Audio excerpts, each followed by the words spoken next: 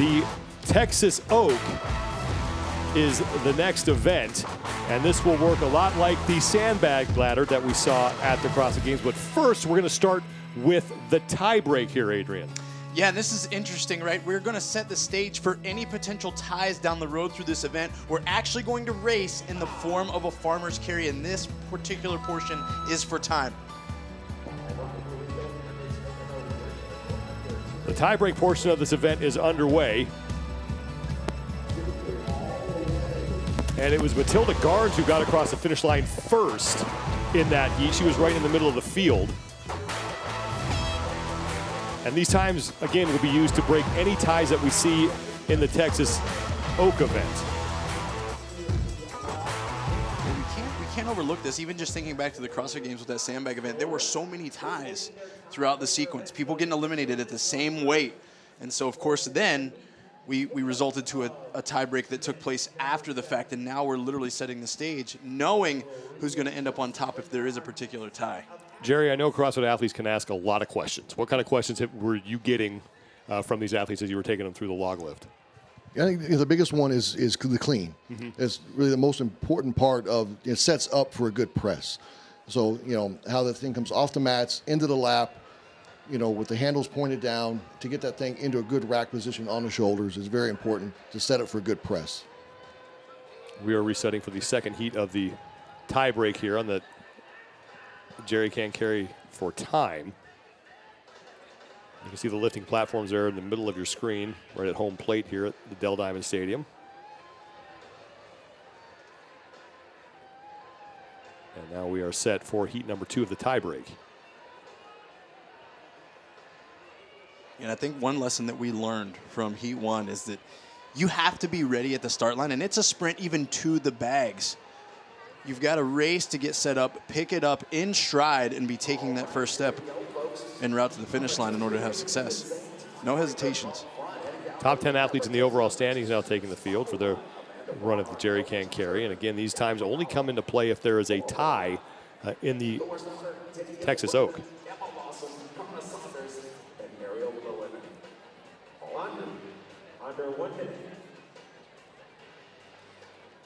Jerry, what are some things that you keep in mind here even with a carry like this? Just looking at it right now, the transition from that initial sprint into the bag to grab those handles smoothly, but have a good grasp on them so you can take off and run and not shortchange that first initial grip on. 30 seconds before we start the second and final heat of the tie break. And then we will get into the main portion of this event.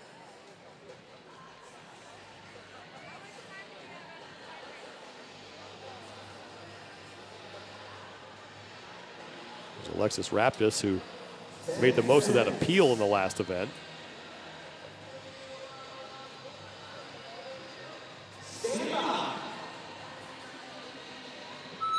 Here we go. Danielle Brandon is running with those things. She's in the white top. Brandon losing her balance, and it's going to be Laura Horvath who comes across first, and Brandon took a risk, but it did not pay off. She's going to take 10th in that heat. But again, if she takes care of business in the Texas Oak, that will not matter. Yeah, that's what you got to do as an athlete. Sometimes you got to roll the dice and lay it on the line in order to try to create the best advantage possible. I mean, Danielle Brandon probably with an understanding under heavy loads. She doesn't know how this event's going to play out for her specific capacity. She tried to take a chance and set herself up for success. And unfortunately, sometimes that's the end result right there. Danielle Brandon has been really good at playing with strategy. She did that at the games with the tie break and the sandbag over the bar, and it actually paid off for her. And a lot of people adopted that technique where she went lightest to heaviest, but did not pay off for her here in the tie break. Event number 7 of 10 here, the last event of the day, the Texas Oak. It's just a 1-rep max log lift. What are the keys to being successful at this? I could take the back seat to Jerry on this one. I know that he's got a couple. I made a point to list, though, Jerry, when the arms bend, the power begins for this particular movement, where it's like they've got to lap it with some bent arms commonly to get it to where they can now then use leverage and maximize that hip contribution to get it to the front rack? So there really is two ways to come off the mat. So you can have that bent arm straight into lap, but you want to make sure you really get into that hip crease. So another way is to stand fully up with it and then squat down into it. That way it'll keep it into the crease, because if it's too far out towards your knees, when you go to clean, it's going to be harder to clean because it's going to be down like lower towards your lower part of your abdomen. It's going to be very hard to clean. You want it really on the top of the abdomen. That way as you start coming up and throwing the hips through, that log rolls right up to rack position. Your elbows are high, and you're in a good position to press it on through. Love it.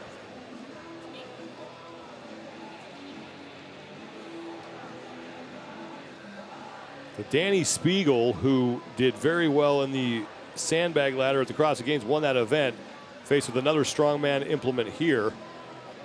And she could use a strong performance as Speegle comes in 13th place overall, coming off an 8th place finish in the dual 2. And she's simply strong with a listed clean and jerk max at 270 pounds. I wonder what the carryover from an Olympic lift like that then we can see into a lift with the log. I would expect her to do very well at this with her explosive power. Now, the log is a much different implement than a barbell or an axle, but there is some carryover to that drive and be able to drive it off, get that good push press off the chest. As long as she keeps her elbows high, doesn't lose her elbows at the start when that log dips forward.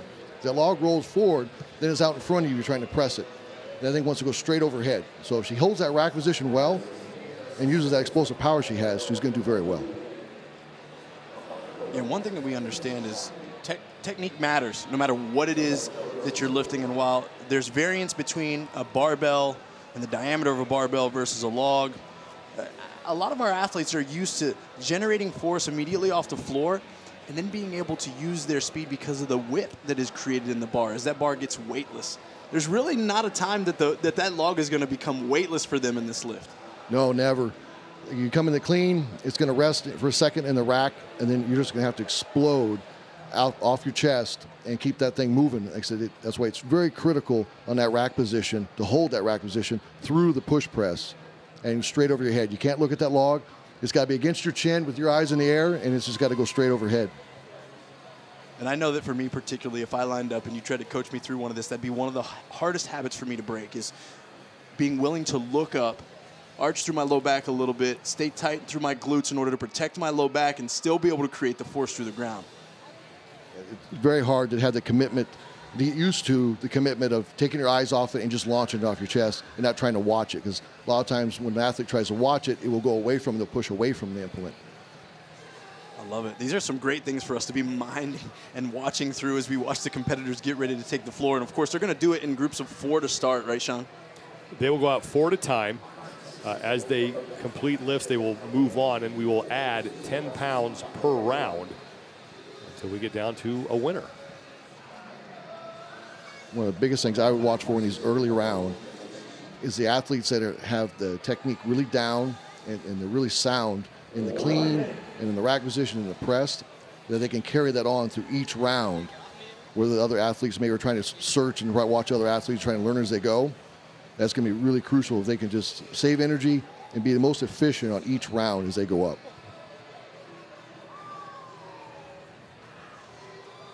Here is the start list for event 7. The first 4 athletes out will be Andrea Solberg, Annika Greer, Olivia Kerstetter, and Bailey Rogers.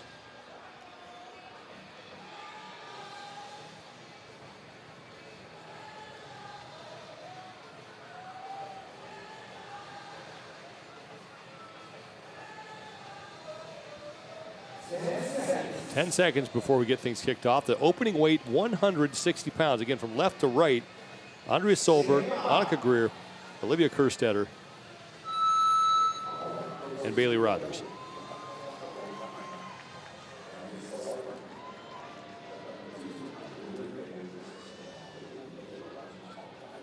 Bailey Rogers is good, so is Kerstetter. Solberg's going to jerk it, and Annika Greer with a push jerk. So 4 different techniques on display in the opening round, but they were all successful. All solid lifts.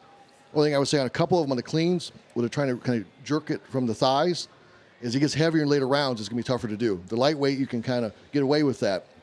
So the ones that were lapped it and were a little more controlled on the clean, I would say are setting themselves up for a better chance for the heavier rounds. And what you're saying there, Jerry, is that they really want to get it as high into the abdominals as possible before they even initiate that hip drive? Yes, because when this log gets heavy, because this is a weight now they can all handle very well. They're all strong enough to yank it from their thighs. But when it gets heavier, it's going to have to be more efficient and get to the top of the abdomen so they can just roll it to their chest.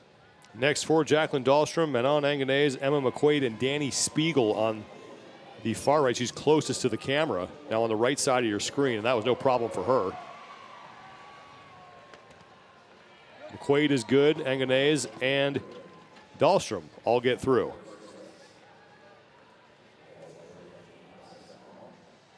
Another good round, easy lifts. Really fast on that one split jerk. Yeah, I think that's one of the advantages is a lot of these athletes are going to be able to explode the weight. If they use their speed properly overhead, it's just in that dip and drive phase. Can they traject it in a straight line instead of up and around their face or out in front of them? Yeah, exactly. Got to hold that rack position tight. That way that power can generate up overhead. Next four women out, Carolyn Prevost, Matilda Garns, Ariel Lowen, and Alexis Raptis.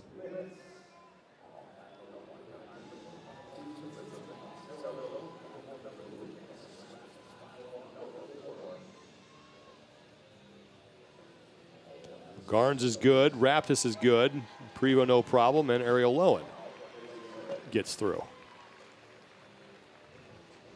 So far, all 12 athletes who have lifted had been successful.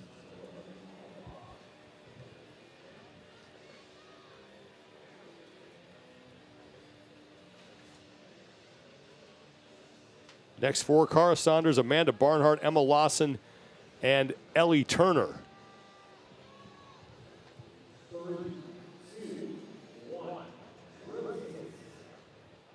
There is Emma Lawson, who comes in 6th place overall. Was the overall leader at one point yesterday. But is coming off her worst finish of the competition, a 12th place in the dual 2.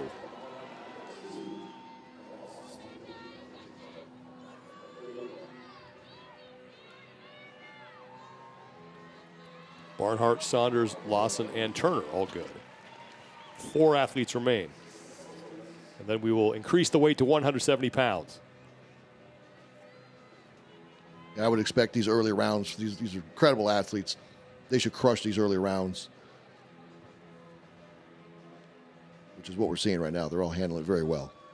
Yeah, it looks very easy for all the ladies that have taken up the log thus far. And it brings up an interesting topic in regards to where our community's at and where our sport is. How much exposure do they have to this? Have they thought about this in the future? Was it not until they heard the announcement that this was actually going to be an apparatus that the first time they ever touched it? And then where could they even find one in their area? Luckily, with the growth of Strongman, we're starting to see some of these implements appear locally or regionally, at least, so that they can go find them somewhere. Well, I think that's one of the coolest things right now that's happening in a lot of CrossFit gyms is they're kind of merged with CrossFit and Strongman implements. Danielle Brandon, Gabby McGowan, Annie Thorstadter, and Laura Horvath, the last 4 to go at 160, and all of them are able to complete their lifts. So all 20 women still alive here as we will increase the weight to 170 to start round 2. Look at Olivia Kerstetter making her individual competition debut, just 16 years old.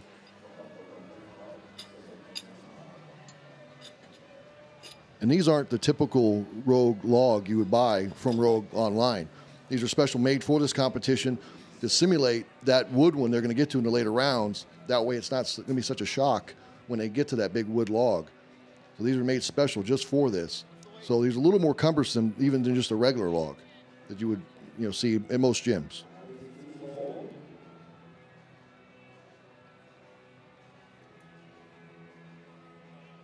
We're getting set to start round 2. The weight has now increased to 170 pounds. 45 seconds before we will start, and it's once again Andrea Solberg, Annika Greer, Olivia Kerstetter, and Bailey Rogers who will be out first. Yeah, and folks that are tuning in, unfamiliar with the sport of strongman, but very used to watching us move large loads, long distances quickly in CrossFit, are going to probably put a little pause as they watch these athletes always hinge at the hip and wait. And the thing that I think is important for them to understand is that without the rip and the recoil, or the whip and the recoil of the barbell, there's the reason for the hesitation there at the hip, because that's where the power really begins for them as they try to get that log into the crease of their hip or into their abdominals, so then they can use that rapid hip extension to get it to their shoulders. Yeah, they really need that hip drive, get that log into the rack position, and that huge press overhead. Kerstetter will make her lift, as is Bailey Rogers. Annika Greer going with a push jerk, and Solberg's going to miss. Just missed on that split. Yep. That's one of the risks on the split jerk, is getting that timing just right with the log, because it's much different than a barbell.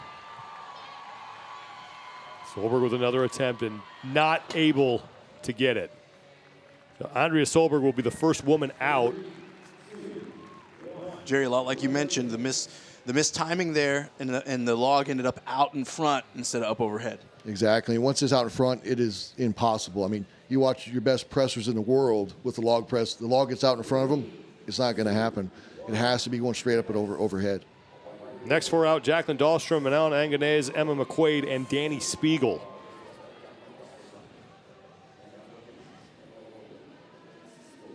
No problem for Speegle. Anganez is good, McQuaid is good, and it was Jacqueline Dahlstrom who missed. She's got time here, reset, try to gather herself. Focus on what didn't go well. Got to focus and get that thing in a really tight rack position, not to lose it. Because once the elbows dip or the wrists dip forward, let the handle dip forward, it's going to go too far out in front. One more attempt now for Jacqueline Dahlstrom.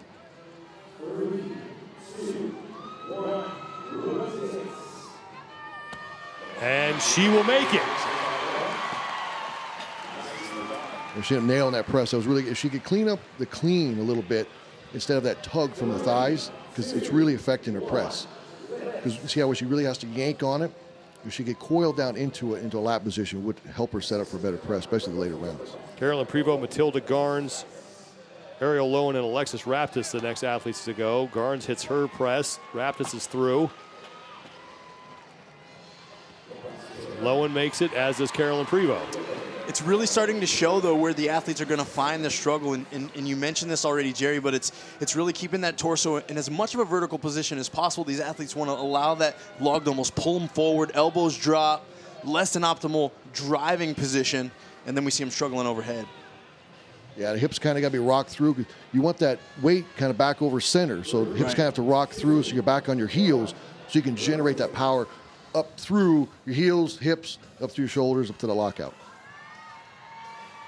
There's something that we talk about with the power of using CrossFit as a methodology to train, and it's universal motor recruitment patterns. And we saw a movement yesterday with the GHD sit-up where the athletes laid back, and it really strengthens the midline against like undue change of the spine.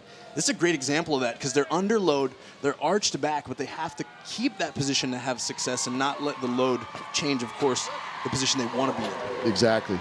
They have to stay tight and hold that position. Cara Saunders, Amanda Barnhart, Emma Lawson, and Ellie Turner all successful at 170 pounds. We have one group left before we will add more weight and go up to 180. And they are the top four women in the overall standings: Danielle Brandon, Gabby McGowan, Annie Thorstadter, and Laura Horvath.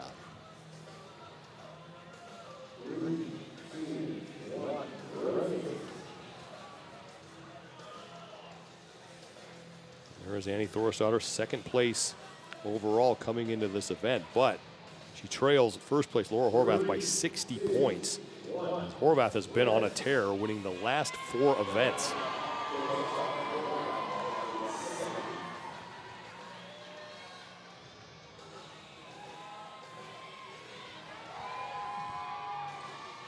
Horvath the first done with the jerk. Brandon, Thorstadter, and McGowan all stay alive. Only one athlete is eliminated. That's Andrea Solberg, and we will move up to 180 pounds. I say says a lot, or a ton, for the level of these athletes. They're getting into weights that seasoned strong women do. And for them to get told 2 weeks ago what this event was, and to be into these weights already is very impressive. Now we go up to 180 pounds, and 19 of the 20 women are still alive.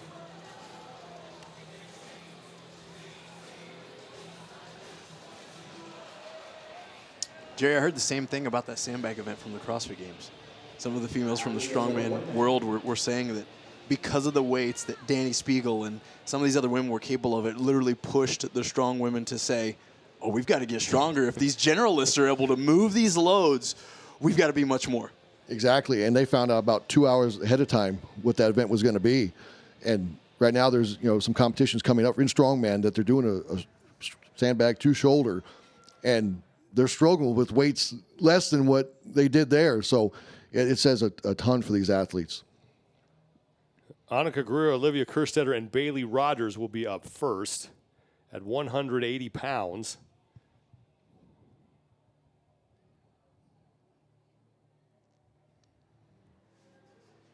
Do you find there's a particular body type or limb length that excels at this log event where the longer arms help you, hurt you? Definitely in a press event like this where you're going for maximum weight, the shorter lifters with short arms are going to do better than, it's just they got to go farther. Sure. The lifters with the longer arms, longer press. But if they're efficient on the technique, and they should be fine. Kerstetter gets through. Bailey Rogers is struggling a bit. She's closest to the camera. Annika Greer is able to stabilize that. That lift will count. So Bailey Rogers in danger of bowing out at 180. She has time to make another attempt.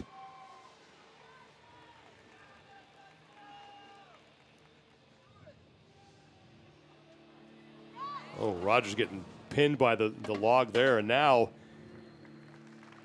she's not going to have time to make another lift.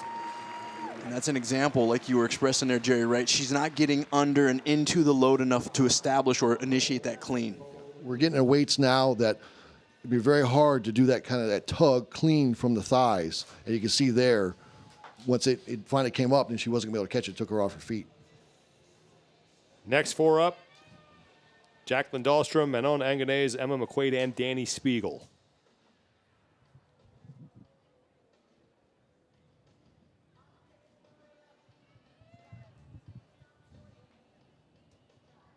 They had to make an adjustment to the log that Bailey Rogers was lifting, so they're holding all four athletes until the next window to make sure that we keep things as organized as possible here.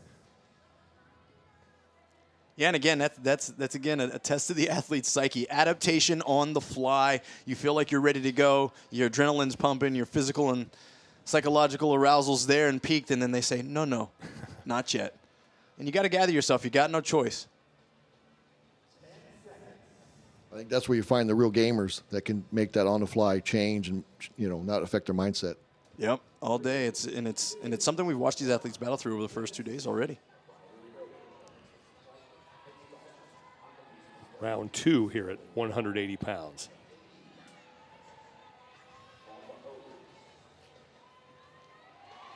Dani Speegle is through. Dahlstrom struggling a little bit towards the top of your screen. Anganese and McQuaid get their lifts to count, and now Dahlstrom really struggling with the clean portion. She's not going to be able to get it.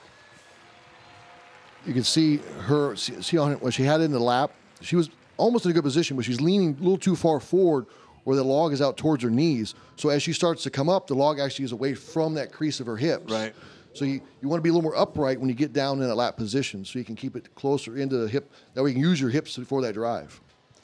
And I really think a lot of this is a psychological battle for us so used to using a barbell.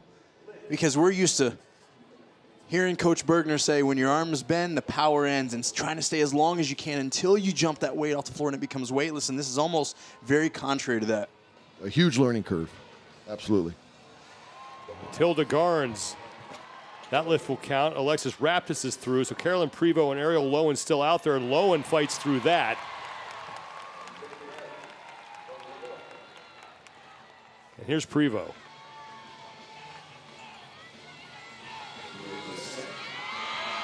Just can't get that into the front rack position, but still has time. And I don't know if she's going to make another run. She may.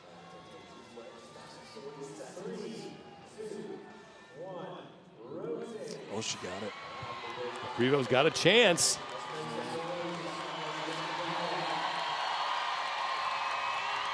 Not going to happen for Carolyn Prevost. That was a great effort to come back and get that clean, though. Yeah, she said, I'm at the Rogue Invitational. I'm going to give it a go. Give it a go. Yeah, great effort. Next 4 women out: Cara Saunders, Amanda Barnhart, Emma Lawson, and Ellie Turner.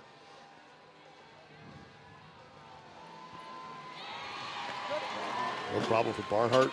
Turner hits the lift. Lawson will make it. Lawson did not make it, unable to stabilize, and Cara Saunders struggling as well.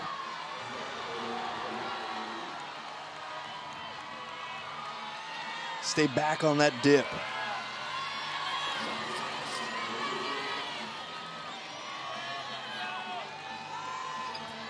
Saunders not able to get under it. Emma Lawson with another attempt here.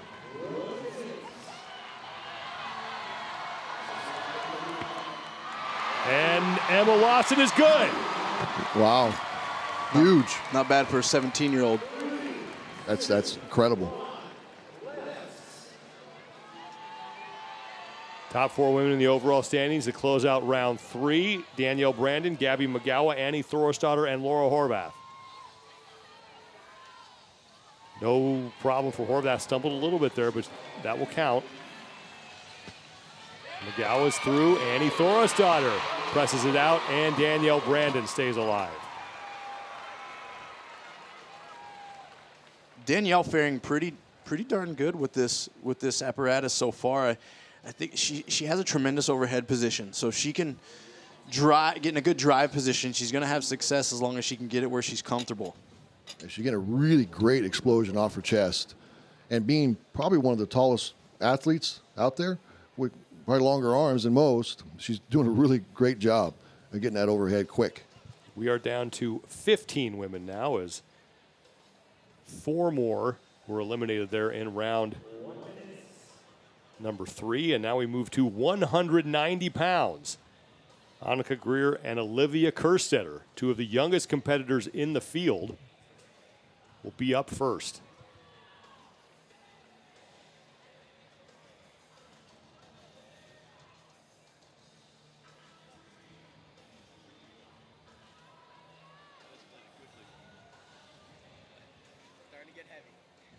Annika Greer coming in 19th place overall, but she does have 2 finishes inside the top 10. She took a 3rd in event 3 and then took 9th in the duel 2 earlier this afternoon.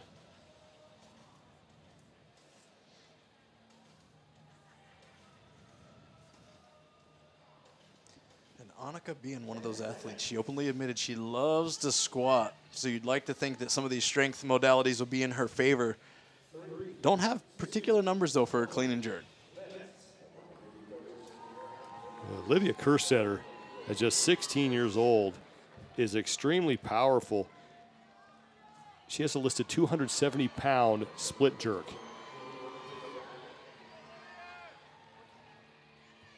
Kerstetter unable to get underneath it, and neither is Annika Greer. Still plenty of time here.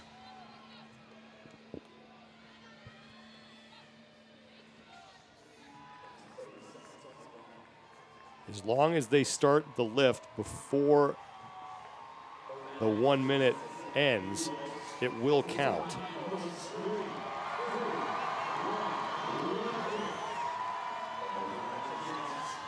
And Greer almost had it. Kerstetter will make it. Wow. What a lift by the youngster. Huge lift. Had to come back and get that on the 2nd attempt, too.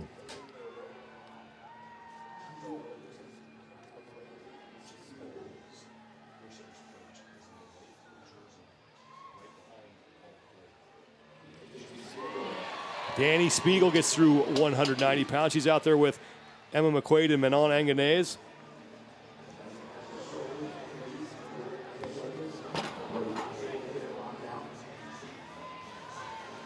McQuaid will fail her jerk, and Anganese is able to fight through it. Great lift. Very strong presser to be able to correct that and pull it back, because it was out in front of her at first and she recovered well. She really took a few seconds in the rack position, which is time under tension. You can't do that too long. Can't hold that too long, and she did really well recovering from that. You know, I noticed that in the strongman event, those that had the best success in that particular event, when they got it into that front rack position there on their chest, it was immediately into the drive phase overhead.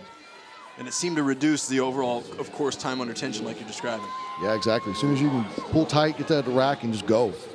Emma McQuaid was unable to complete her lift in the last round. Now Matilda Garnes fails the jerk. Alexis Raptis will stay alive. And now Ariel Lowen and Matilda Garnes still have some time here. And Lowen is going to bow out.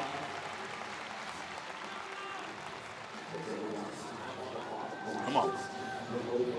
Clean.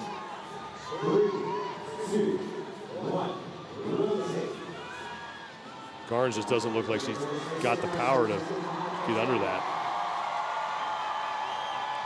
Yeah, you just wonder. That took a little too long there, right? Just probably sucking the life out of her there. It's too much time on the chest, and you can see both of those last two competitors, their elbows are really low, so they're really buried in that rack position. It's really hard to push out of that. Amanda Barnhart, Emma Lawson, and Ellie Turner up next. Wow. Barnhart will make that count. Very easy. Lawson is good, as is Ellie Turner. Great recovery. Lawson learned from her last rep. That one almost looked easier. I mean, a bit unstable at the lockout, but still great shoulder stability and stability in general to come back underneath that when it starts wobbling that much. Final four at 190, Danielle Brandon, Gabby McGowa, Annie Thorstadter, and overall leader Laura Horvath.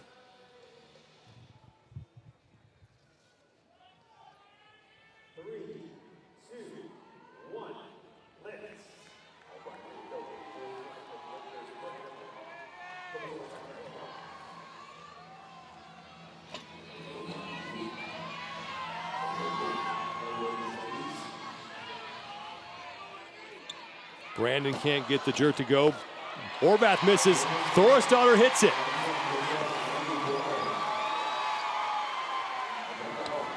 And Gabby McGowan just too forward with it. But time remains here for the athletes to make another attempt, and Laura Horvath is going to do just that. She gets to work on the clean. Bottom left of your screen. There goes Danielle Brandon. And Horvath recovers nicely, and she stays alive. Danielle Brandon won't hit it.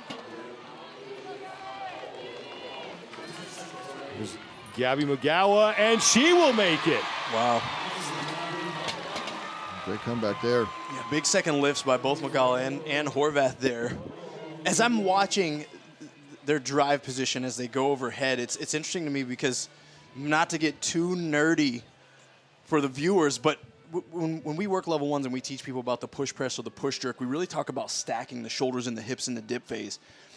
When I'm watching the ladies here, it almost looks like they have to drive their knees forward a bit more, and they can rely less on their posterior to drive the load overhead simply because of the position of the log. Yeah, ideally you'd want to push your knees out. Okay. Because if you dip forward, your shoulders will come forward sometimes. Right. But the ones that are doing it well, they got their hips rocked under them, are getting away with that that knee bend because their hips are under them enough. But if your hips are a little more straight through, when you really want that outer knee bend to go straight down with the log. Got it. So whatever allows you to travel straight up and down with that log is what's going to optimize that drive phase. It's because it's so big and cumbersome. Once it gets out in front, like you're seeing, it's impossible to recover from when you start to get into heavy weights. We are now down to 10 athletes as half the field has been eliminated here. And the women who are still alive, Manon Anganese, Dani Speegle, Alexis Raptis, Amanda Barnhart, Emma Lawson, Ellie Turner, Gabby McGowan, Annie Thorstadter, and Laura Horvath. And the weight has now moved up to 200 pounds. And it looks like they're going to go down now to 2 women lifting at a time. And I know we've seen, Sean, a few ladies bow out at the same weights, but we've already established a tiebreaker. We've already set that precedent for that. So when we get the standings and we see the final results, we're going to understand why the order is set in the way it is. While they might have gone out of the same weight, someone took the backseat to someone else in the sandbag race. Well, Danielle Brandon, Matilda Guards, Annika Greer, Emma McQuaid, and Ariel Lowen all bowed out at 180. And remember, Danielle Brandon finished towards the back, in the back of that second heat of the tiebreak. Yeah, that stumble on the bag really hurt her at the end there. She had a great time going, just took the risk to get going a little too fast.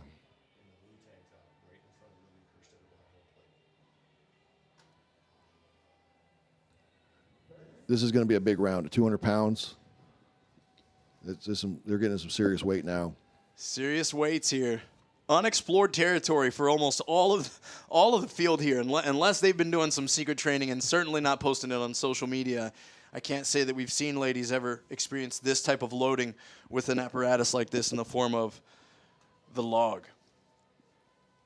First 2 out will be Olivia Kerstetter and Manon Anganese. Mentioned Kerstetter and how strong she is already at 16 years old. Manon Anganese is a Belgian champion in weightlifting in the 69 kilo class. Kerstetter right to work. Gotta get those elbows high. Unable to complete the jerk. Here goes Manon Anganese.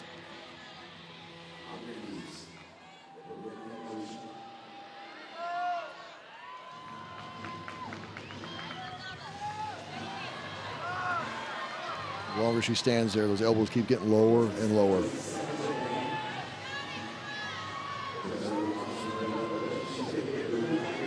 Anganese can't get it to go, and Kerstetter is making another attempt. Unable to get it. Wow. Both Kerstetter and Anganese are out.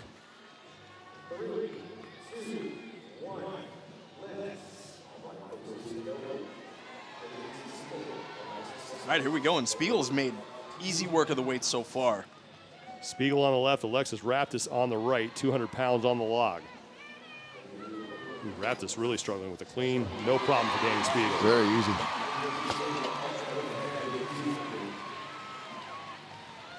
She's so powerful that really not even the best clean, but she's so powerful to throw it from her thighs the way she is. Really impressive.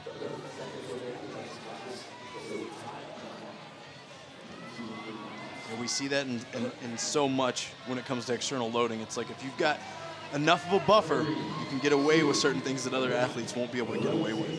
Here goes Alexis Raptis, who muscles that thing up.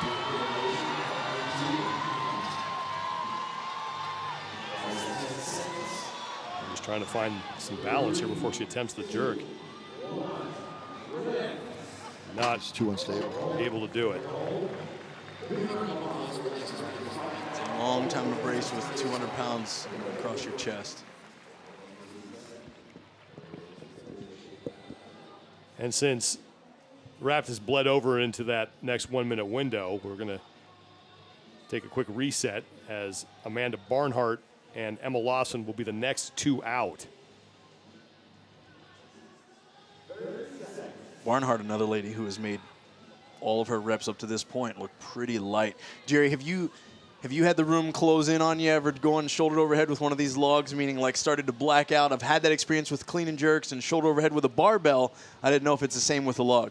It can. That's a lot of weight sitting there. So it says time under tension. So the quicker you can get that thing in the rack and get it going overhead, the much better off you're going to be. Because, yeah, it's sitting there. You're breathing. And like I said, once the shoulders start dropping, the elbows start dropping, you start wavering too much, your chances of getting are just getting less and less. Here go Barnhart and Lawson. Wow. Barnhart unable to press it out. The clean looked good. Just came out in front of her a little too far to recover. Lawson really had to wrestle that log up to her shoulders. What would you try to cue Barnhart there on the left? What would you? Elbows higher and then hold those wrists. So if those wrists move forward, the elbows drop, it's going to bring that log forward. So your wrists have to be solid, elbows got to be high, and those handles need to be pointing towards the sky. Have that log right against her chin, looking at the sky. A good dip. Probably didn't feel like she had the juice for it. Yeah, first one took too much out of her, I think. We're getting into weights now that to come back on a second attempt is going to be very hard to do. Neither Barnhart nor Lawson able to get through the 200-pound lift. And here come Ellie Turner and Gabby McGowan.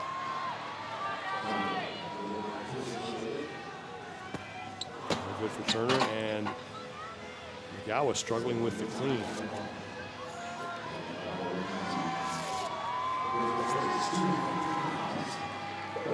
Still about half of that minute remaining.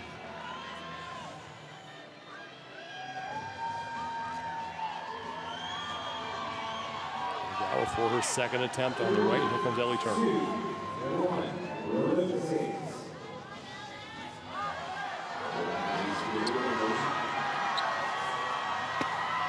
Turner almost had it. So close. McGowan unable to make her lift. Great attempts. Dani Speegle, so far the only woman to get through this weight, as Annie Thorisdottir and Laura Horvath will be the final two women to lift here. Both of them looked really solid on the last round, even though Horvath had to take a second attempt at it. She still, when she hit the second, was very solid. Yeah, it was almost like her miss was a bit of a mental lapse, lack of focus. And that's all it can take, too, on the log, is, you know, it is a technical lift on staying in position. So you come out of position just a little bit, can kill the lift. So just come back and correcting that sometimes is night and day difference. Same situation last time. We had the athletes bleed over into the next 1 minute window. So Annie Thorisdottir and Laura Horvath get a little extra time to stand there and think about their attempts at 200 pounds.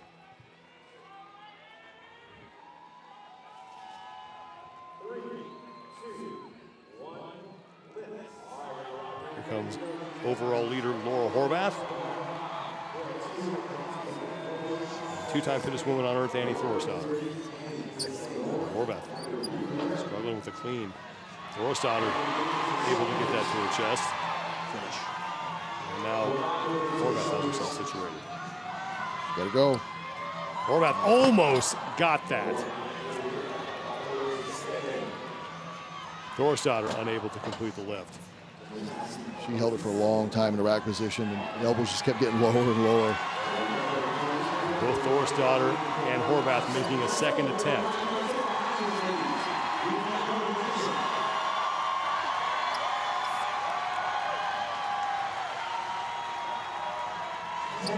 Horvath is good. Wow. Now, Annie Thorisdottir unable to complete the lift. Dani Speegle and Laura Horvath will move on. Game on. Game on, and you love to see it. Hey, Horvath said, "You're not going to come between me and my streak that easy. Hold the phone, Speegle." Absolutely amazing. Both the last two rounds, she's had to come back on that second attempt and get that. Yeah, and I really think that's a note to her overall conditioning, right? It is. It's huge.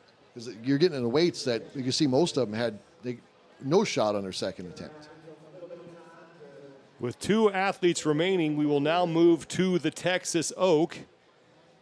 Sitting out there on home plate.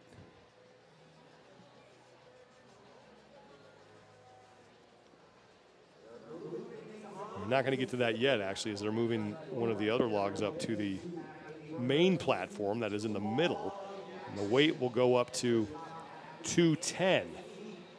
Dani Speegle and Laura Horvath, the only two athletes left lifting. And we talked about this earlier, Adrian, but Laura Horvath needs to bank as many points as she possibly can right now because deficit handstand push-ups on the parallettes are looming tomorrow. Yes, and this is a repeat workout that we have on the horizon from 2019 that gave Laura Horvath a really, really big problem back then. And in fact, I don't know that she was able to register one strict handstand push-up, and I'm quite sure that, that DNF'd the rest of the competition for her. So there's going to be a lot of pressure come morning time. So she wants to ride this high and accumulate as much of a gap on the field as she can. And she's doing what she can right now.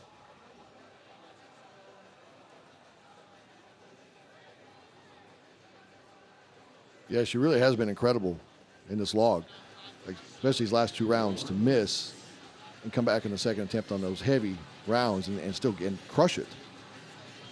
Yeah, and a lot of fight, Jerry. I don't know if you've been able to see so far, but Laura has literally won the last 4 events in a row, 100 points, racking them up all the way. So it's been... Yeah, she has an amazing weekend so far. So Absolutely. she's just kind of carrying that momentum into this log. Absolutely. I saw the Texas Oak. It's on the bottom right-hand part of your screen. Just hopefully she knows what threw her off on those first 2 attempts on the 190 and the 200 to get this first attempt on this 210. Dani Speegle will be first up, and they've jumped up to 205 pounds, so now 5-pound increments.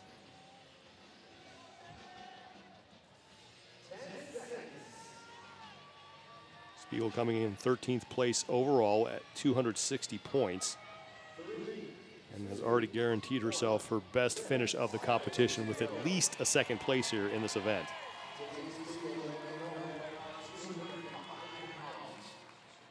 She's been going really well every round. I would expect this to go just as well. Muscles that up. Great hip drive from the hip. She's so explosive. And that will count no problem for Dani Speegle. So Laura Horvath, who's needed 2 attempts the last 2 logs. I don't think there's been much different from her 170 to that 205. Completely agree. I mean, they've been almost identical every round. Horvath now trying to stay even with Speegle. And when it comes to these events, I think a lot of competitors know if you're staring at Dani Speegle as your opponent, it might just be a matter of time before she's going to win this event, especially with as easy as that last lift looked.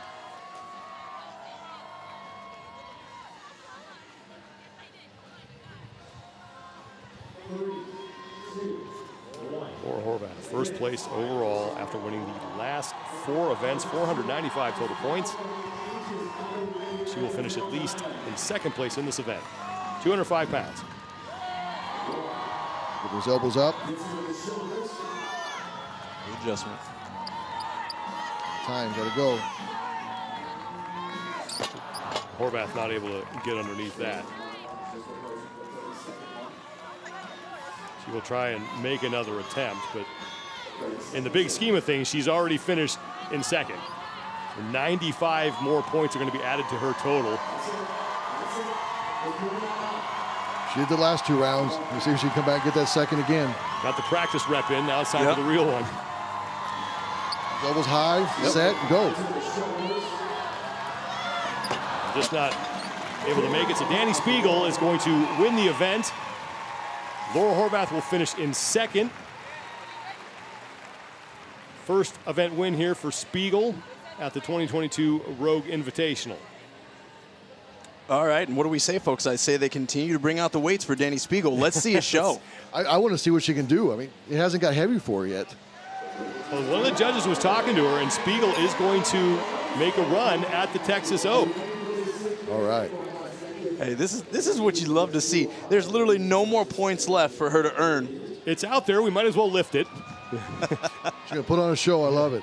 I love it too. That's what I'm here for, and that's something that I remember starting this sport with, and even having conversations with Tommy Hackenbrook, who helped mentor me, and we competed together on teams. We talked about that often.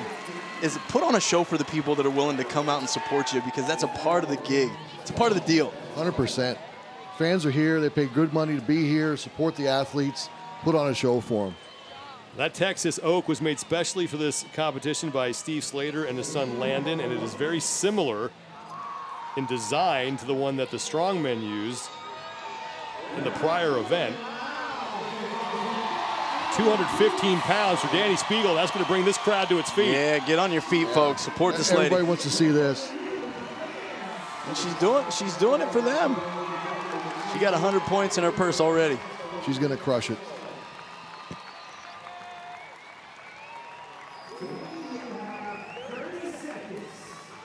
She's got 30 seconds left. They're still trying to keep this on somewhat of a time. Everybody here at Dell Diamond Stadium is out of their seats. There's not a person sitting in their seat right now. Everybody's on edge when they see this. All the athletes are standing too.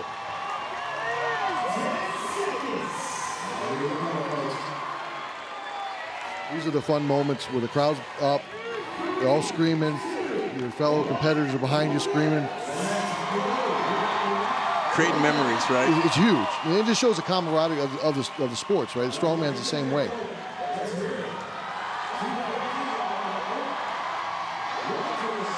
Levels high. Big drive. And Dani Speegle will make it. 2:15. Wow. Lifts the Texas Oak. Fireworks going off. And the fans get the show that they came for from Dani Speegle. First career event win at the Rogue Invitational. And first time that the Texas Oak is lifted. That's awesome. You love to see it. What an event, what a new challenge for these ladies. I'm sure they loved every moment of it.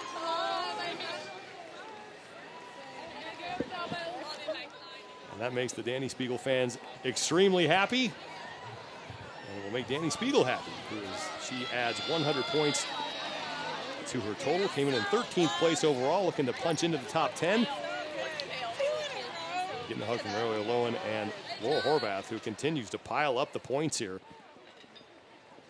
4 wins and now a second place finish with 3 events left. And the women are done on Saturday.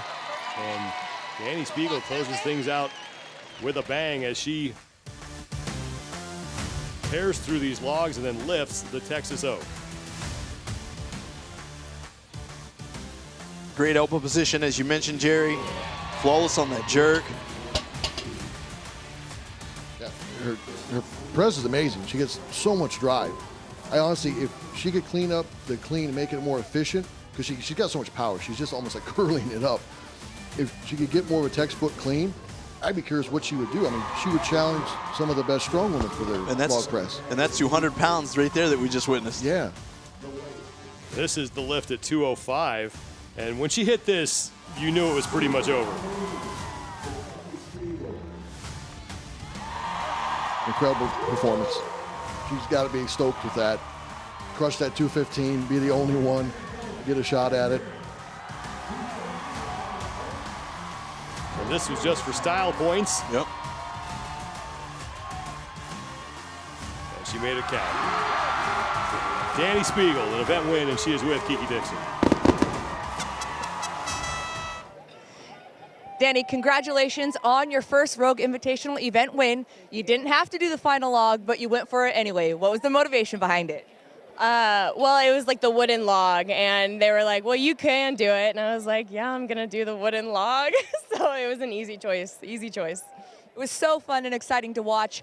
This was teased a couple of weeks ago. When they released it, who, what, where did you go for some advice on the technique with the log? We kind of, just played around in the gym. We had like a log there. Ben Smith and Laura Horvath, we just kind of played around with it. I didn't imagine that they would give us a 1 rep max log, so we just worked up to like a casual weight.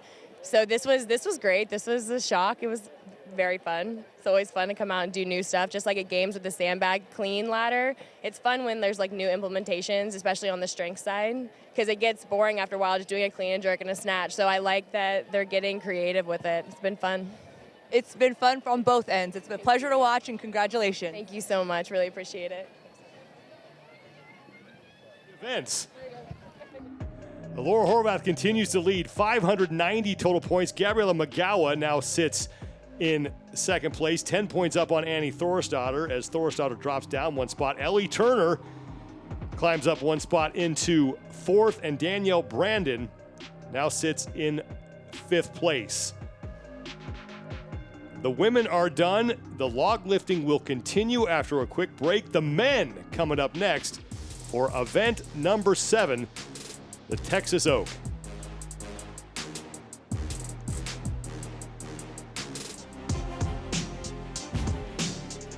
Saturday at the 2022 Rogue Invitational coming to a close for the CrossFit competition. The event was so fun. We're going to do it again for the men. The Texas Oak is up next, the 7th of 10 events for the CrossFit competition here at the Dell Diamond in Round Rock, Texas. Thanks for being with us, everybody. Sean Woodland with Adrian Conway and America's former strongest man, Jerry Pritchett. What's it been like for you to be at this event just as a fan without competing? Really cool. I think, this has become like a spectacle for, strength athletics and everything going on between all the competitions, the fan area out there, the little competitions doing with the fans in between events. Really cool. And it should be on everybody's to-do list in years to come to book this. And we're going to get to watch you compete in some of the Record Breakers events that are coming up later. That should be a lot of fun. I'm giving them a go tomorrow, so it should be fun. Now, looking forward to that. The men are up next in the Texas Oak. Let's take a look at the overall standings coming into the event. It's Justin Medeiros who retook the overall lead in the last event. He now leads Pat Vellner by 20 points. Roman Khrennikov, who was the overall leader going into the Duel 2, now sits in 3rd place. He is 60 points back of Medeiros and 40 back of Vellner. Sam Quant sits in 4th, tied with Jeffrey Adler in points, but Quant with the tiebreak, and Bjorn Carl Gudmundsson just hanging out inside the top 10 like he always does. Event number 7 is the Texas Oak, presented by GoRuck. Just a 1-rep max lift here, Adrian. Yeah, just a 1-rep max lift. We're going to watch the athletes take the floor in groups of 4 and then elimination style get down to 1 at a time. And the keys to this event, after talking with Coach Jerry Pritchett right here, he's saying bend those arms, squat down, get that bar high into the abdominals before you extend those hips as fast as possible in order to get the load into the best position that you can. And of course we understand, even like Olympic lifting, speed can win, but only if through that dip and drive phase you get the log traveling vertically and not out in front of you. And like we did with the women, we are going to start with the tie break. It's just a Jerry can carry for time. Just one length down the field, and then these times will only come into play if there's a tie at one of the weights on the log. We see some of these athletes even staging the bags the appropriate width that's going to optimize the outcome here for them, because every little detail is going to matter. This is going to come down to the fraction of a second. Transition is crucial. 100 pounds in each bag. Main assignments on the left side of your screen. And here we go. And it's Ricky Garrard in the middle of the field along with Saxon Panchik. Jorge Fernandez is losing his balance, and Ricky Garrard's going to be the first man across. So Fernandez trying the same strategy that we saw Danielle Brandon employ and almost took a header but was able to save it. And Ricky Garrard's going to have the fastest tiebreak time in heat number 1.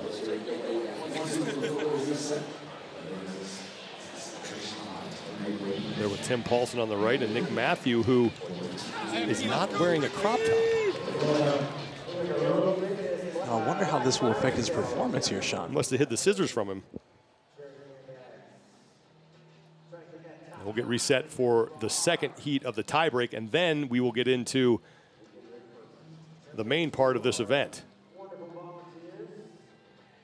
And all kidding aside, we watched the ladies go through these lifts, and we started, as the event unfolded, to really understand the importance and urgency that needed to take place here in this tiebreaker, because we watched most of the field have great success, and then all of a sudden, when one dropped, several dropped at one particular weight. Yeah, once that log gets heavy, you really start to see athletes drop, and it'll get heavy fast. Like same thing as the women. Like these first couple rounds, all these guys will crush it. Then when it starts getting closer to that 300-pound mark, it's really going to start separating the field. But I tell you, these men have a lot to live up to, because the ladies put on an amazing performance tackling that log. I agree. That's going to be a tough act to follow. Dani Speegle was the only woman to lift that Texas Oak. And there's Jason Hopper, who will lead the next heat out onto the field. Behind him is Chandler Smith, followed by Jeff Adler, Roman Khrennikov, and then our overall leader, Justin Medeiros, and Matt Vellner, Sam Quant, Jorgen Gudmundsson, Noah Olsen, and Jona Koski.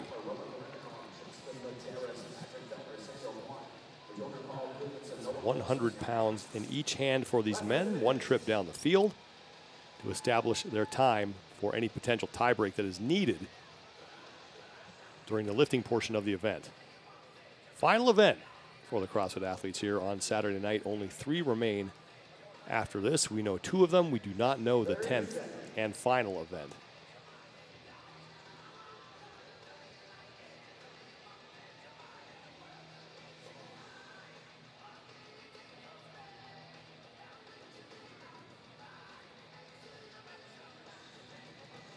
Hopper had great success in that initial weighted run to start off the week here.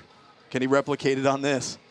Jason Hopper is middle of your screen. He will be on the far right side of the field as the athletes work their way towards you.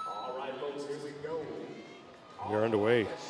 Justin Medeiros out front with Roman Khrennikov.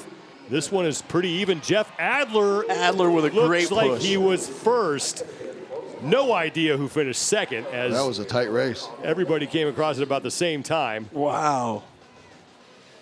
9.87 seconds. Roman Khrennikov right behind him, and then less than a second separating third from 10th. Great push right there by Mr. Adler late. Gained control of those sandbags, kept the momentum going forward. And I got to say, he's someone that I'll be watching through this event in itself. I was going to say, that's some good insurance for him. He's going to should do really well in this event. One of the stronger athletes in the field. And currently sits in 5th place overall. Got to add some comfort going into it, though, having that tiebreaker out of the way, having a good time. And Jason Hopper is one of these athletes that I think when we reference back to even the CrossFit Games and the odd object test that took the shape as a sandbag, excelled. And he adapted very quickly to understanding. He has a power athlete background playing football at Clemson.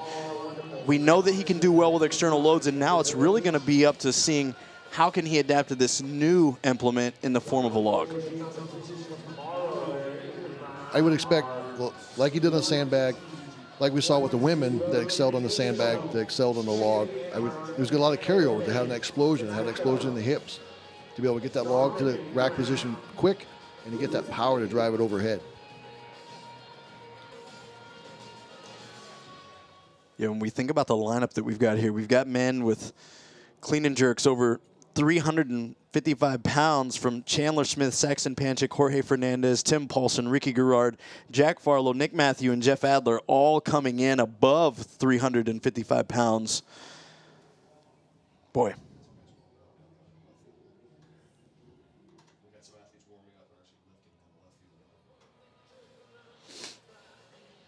While we wait for the main portion of this event to start, the men are just already getting some more reps in here before they start the main portion of this event. Ricky Garrard, and behind him is Nick Matthew.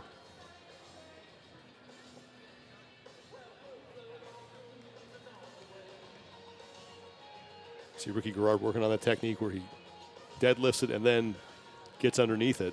Gets that right tight in the hip crease. That way he squats down and he starts that drive up.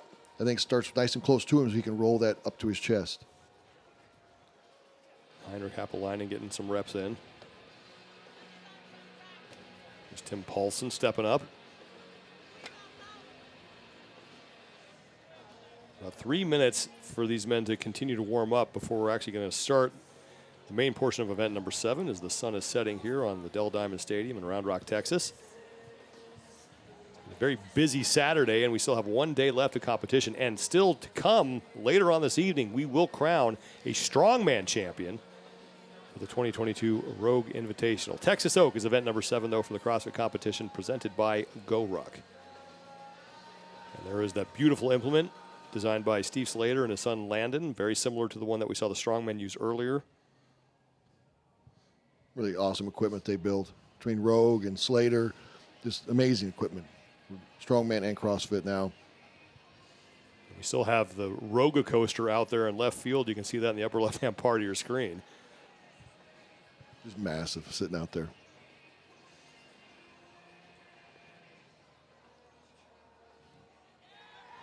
Scott Tetlow and Roman Khrennikov working through some warm-up reps. Bjork and Gudmundsson. That was a really good clean press. Really good technique. If he can keep that as he starts going up, he can be really efficient, use the least amount of energy on these early rounds. Bjork and Gudmundsson from Iceland. There's Annika Greer taking some time to be a fan here. Talking over what happened in that log press. Explain that rack position in that log. Annika Greer, an athlete that I'm sure we will be watching for quite some time at this level. She had a really good showing at Wadapalooza earlier in the year, then unfortunately unable to submit a score during quarterfinals. That kept her out of semifinals, and now here she is back in live competition. And we saw Bjorn Karl Gudmundsson as Jason Hopper steps up to that. Now, Gudmundsson from Iceland trains with Annie Thorstadter. Annie Thorstadter, of course, has spent time training with Hafthor Bjornsson. So very likely that crew has spent some time with implements like this. They've seen a log before. Yeah. Maybe watching that young lady in about 16, 17 years here at the Rogue Invitational. I think she's ready.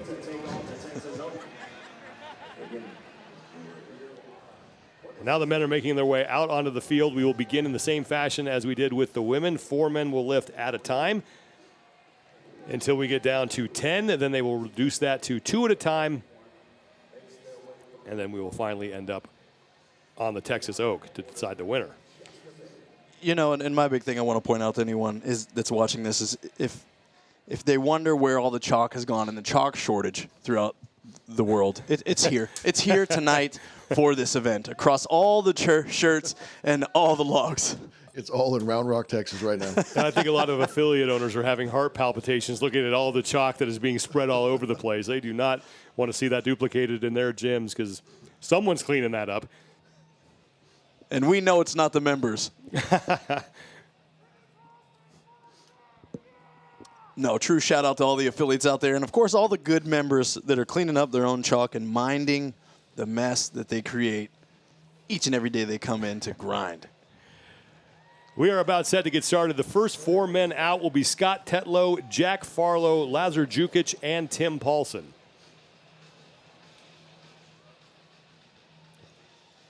And there is Jack Farlow, the youngest man in the competition, just 20 years old, but a very strong athlete at that young age. Absolutely. We got to see him stringing together one of the heaviest complexes throughout the semifinals at the Atlas games this spring. So he's probably pretty excited about this particular test. We start at 260 pounds.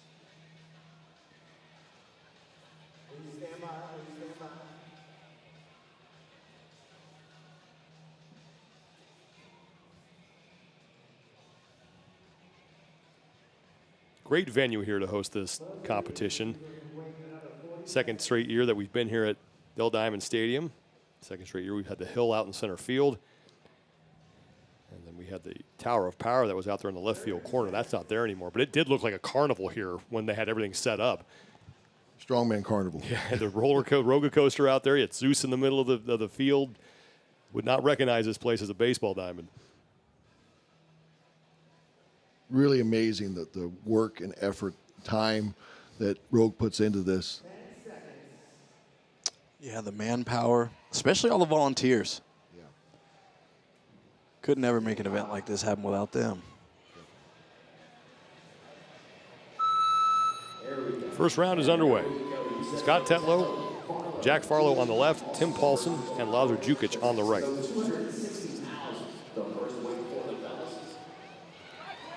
Jukic unable to hit his lift. Farlow will make his. And Paulson is through. Lazar Jukic still competing on a bit of a bum ankle.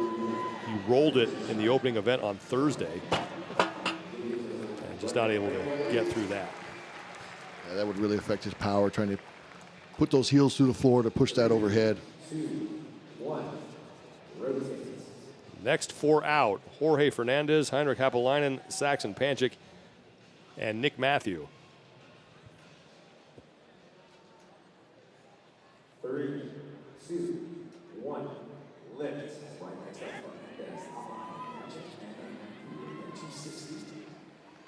Round 2 has begun.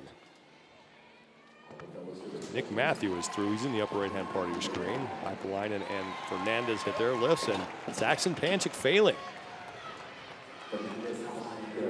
This is much earlier than I imagined him bowing out at 260, so it's just about refining that technique, keeping that upright position as he finds the bottom of that dip and not letting it pull him forward. Able to clean it. And able to make that lift. Come back. It's a little bit of risk because he gets in the lap and he kicks the hips backwards. It can benefit you because you can get some good hip drive back through, but when you do that, the log is liable to slide down. And then that could affect you as you start rolling up because then your elbow's timed in a lower position. Next 4 out will be Cole Sager, Ricky Garrard, Yona Koski, and Jason Hopper.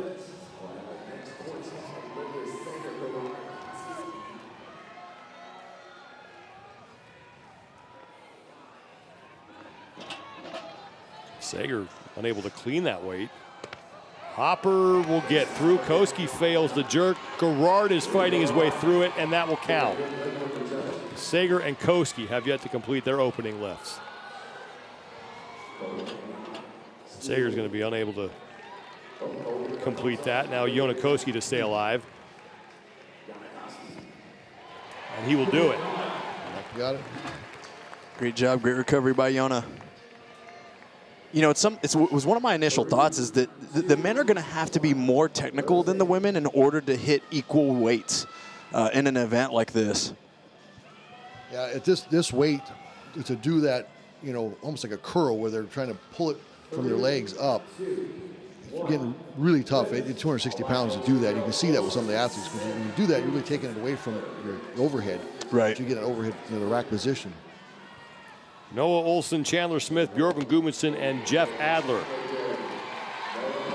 Smith and Olson are through. Gudmundsson and Adler, no problem.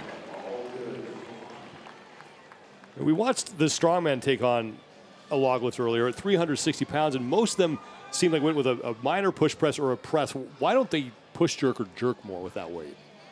When you get up into the really, really big numbers, there's only been a few guys in history that have been successful doing a split jerk at the upper weights. Now, Rob Kearney has been one that's done really well.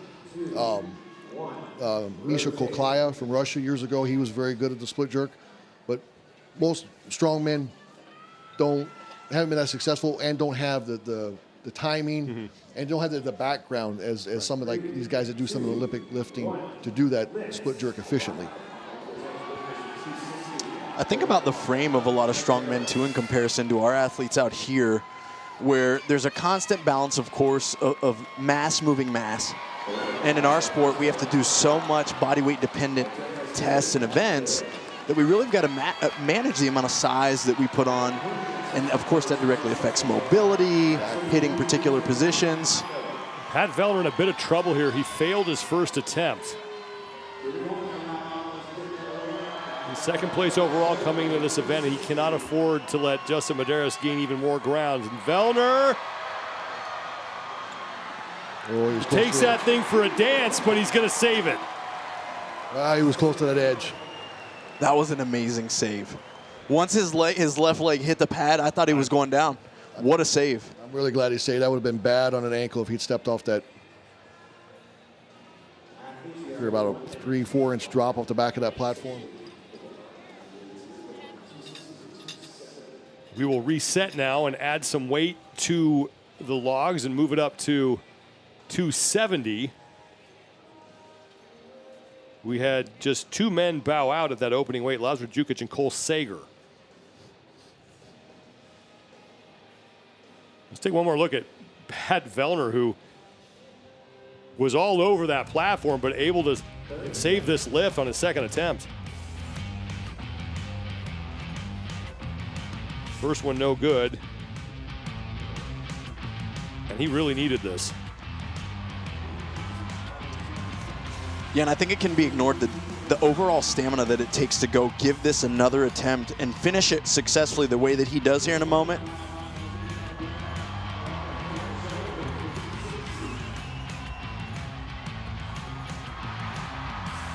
Almost stepped off that platform and was able to save it.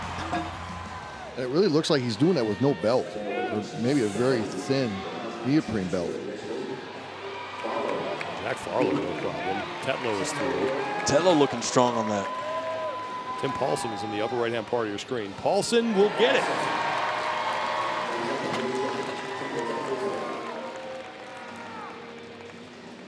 Jorge Fernandez, Heinrich Kapelainen, Saxon Panchik, and Nick Matthew up next. Yeah, those guys making fast work of that weight there on that round. Says a lot for their shoulder mobility, the core strength, the way some of them can wobble as much as they do and still straighten up with the log. Most, when they get that out of position, would just come back down. There's no way they would be able to straighten it out. Right. 3, 2, 1. Names highlighted in white on the left side of your screen are the men who are currently lifting.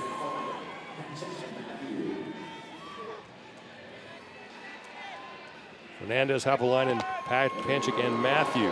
Matthew's through. Fernandez is through. Hapalainen made his lift, and for the second straight time, Saxon Panchik is struggling.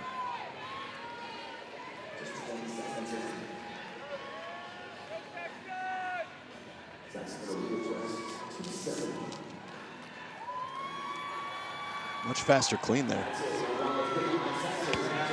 And Saxon Panchik much better on that second one. Yeah, and you've mentioned this time and time again, Jerry, but his elbows looked way higher on that rep than he did the first rep. They got to be in that high position. And you see, looking at that angle where the handles are pointing up, the back of the handle comes up and it's pointing up towards the sky. That's the angle because you want your fist kind of coming back towards your face. That way, that first position is a handle raising up overhead, and then the log starts straightening out. Coming up next, Ricky Garrard, Yonakoski, and Jason Hopper. Hopper is good at 270. Ricky Garrard is good at 270.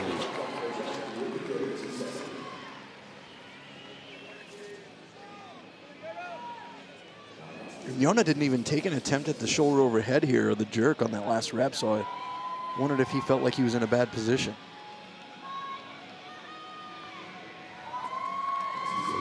Clean it, and he will hit it.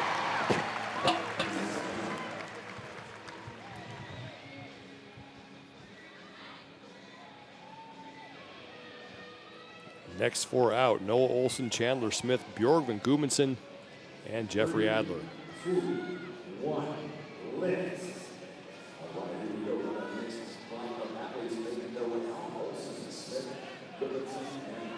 Noah Olson was the first one out. They're all kind of looking at each other. Do we go now? And there was a bit of confusion in the start there.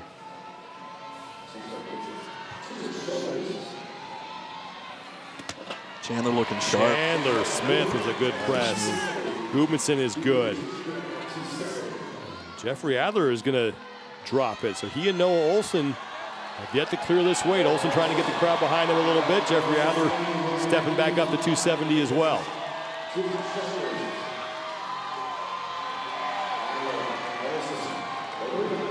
Adler just does not seem sure of himself to set up, so he and Olson will bow out. A bit of a surprise here. Huge surprise there for Adler. He is one of the stronger males in our field. Wow. You can tell Olson there on the end, on that second clean, he was really wide in his stance. And really hard to generate a lot of power from that wide. But it looked like the clean just took so much out of him to get that clean. Top four men are up. Quant, Khrennikov, Vellner, and Medeiros. Failed clean for Medeiros. Khrennikov is through. Sam Quant unable to save it. The top two men in the overall standings have yet to complete their lift at 270. This could be big for Roman Khrennikov. Medeiros has the clean. And unable to get the jerk, and now Pat Vellner will not be able to make it. Here's Sam Quant, and Quant stays alive. For Justin to get this, he's got to hold a tighter rack position, get those elbows high, and keep those wrists locked. Medeiros has it cleaned, and he will make it. Right. Didn't see it, but Medeiros did hit the lift, and that puts the pressure on Pat Vellner, who's.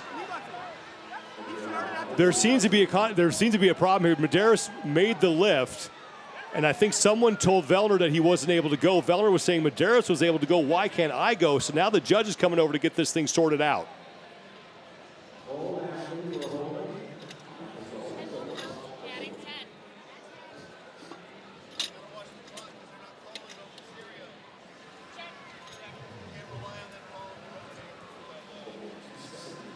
We'll have to see how this gets sorted out here.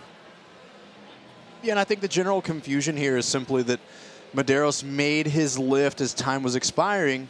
So Pat certainly thought that that allowed him to be eligible to begin his lift before the clock initially ran out. So we're going to just wait on the judgment call here.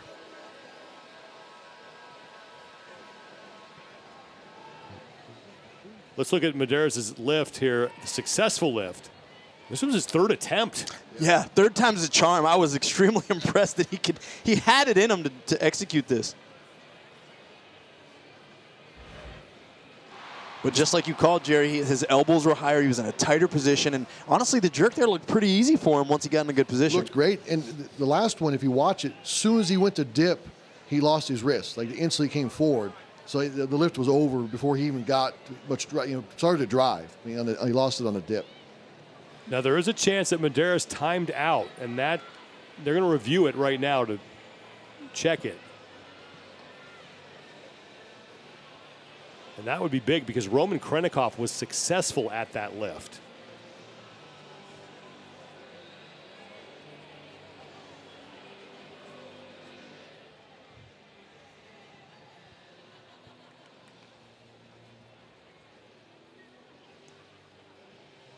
We will wait to get to 280 pounds as that was the last group to go.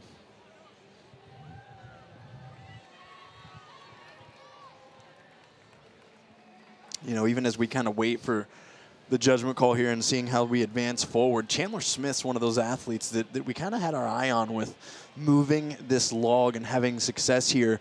And a lot of it attributes to how he tends to move a traditional clean and jerk. We see some things that we would consider as faults. Early arm bend. He's so strong that he has the ability to still press out jerks even if he doesn't catch them so clean. And with an apparatus like the log, sometimes some of those quote-unquote weaknesses or faults could actually act as a strength for him in this event. He's doing great so far.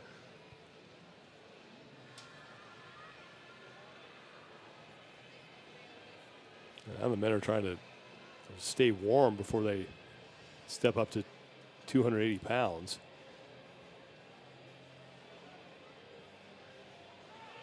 Yeah, you mentioned this earlier too, Jerry. It's like stalls in play, things that throw you off your game. This is really where we get to see who's going to step up to the plate when the challenge is not even just a workout. Exactly. You see who the gamers are, can kind of shut it off for a second and just stay in the zone and relax, and then be able to turn it back on when we get ready to get a go time here. And just a reminder, when you think back to the tie break, if Medeiros did time out, he does have tie break over Vellner.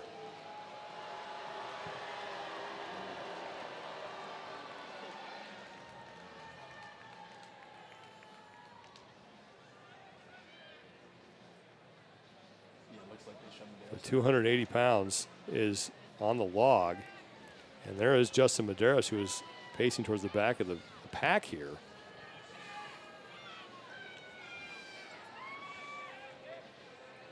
And again, they are trying to figure out whether or not he timed out on that lift. He was on his third attempt at 270. We have yet to receive an official judgment, but by the looks of his body language, it's... By the look at him and the way the crowd sounded a second ago, I think we know the answer, but...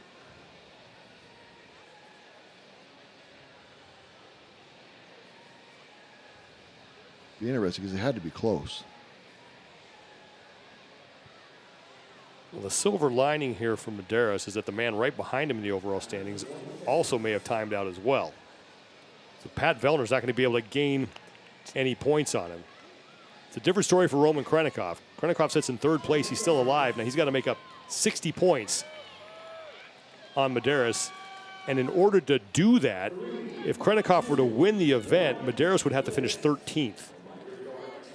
So Medeiros did time out on that last lift, and he and Pat Vellner have both been eliminated.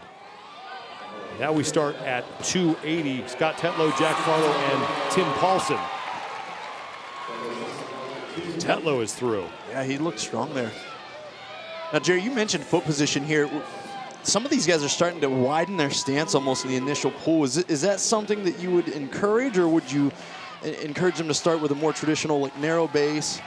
I'd want something a little more shoulder width, and then I know sometimes they're stepping out on the clean. Right. I'd want to take that step back in before I press, because you're losing a lot of power. He is so wide. Right, yeah. Right now, hard to generate a lot of drive that wide.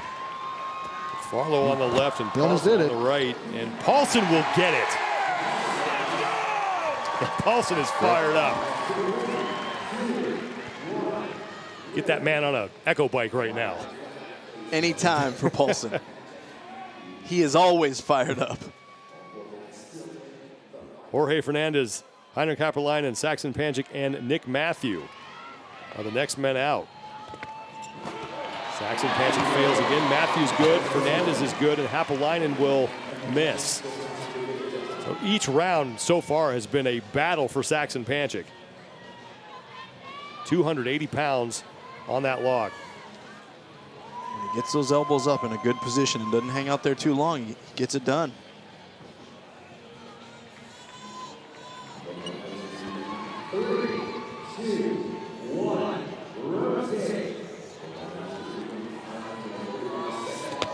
Happalainen is good, and Saxon Panchik unable to make it. So it looks like Saxon Panchik is going to be eliminated.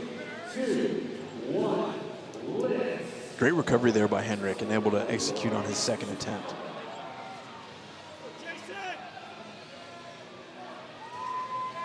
Jonakoski is out there with Gerard and Hopper. Oh, Ricky putting up a fighting fight here. Taking a lot of energy to get that clean. And unable to hit the jerk. Now at that point, should you just ditch it and start over? I think I would start over, because trying to wrestle that thing into that rack position, really setting up for a bad attempt on the press. Yeah, it's interesting in that way. It's very different than that sandbag that we watched them do at the games, because they only had to get it to their shoulder, so they could put up the fight once the momentum was there. And Jonakoski was close, but unable to lock it out. Gerard rolling it up. Hopper unable to stabilize. And Ricky Gerard will hit it. Huge comeback. Yeah, that's a great lift for him. Koski and Hopper are out. You see how he got it in the rack position that time? He kind of pulled his elbows together. So it really held that rack position really well. So when he dipped, log didn't move. And he got all that drive going overhead. Chandler Smith will step out with Bjorn Carl Gudmundsson next.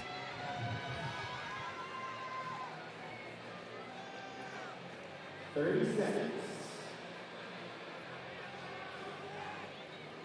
since the last round bled into that 1 minute window, a little bit more of a break for Chandler Smith and Bjorn Carl Gudmundsson.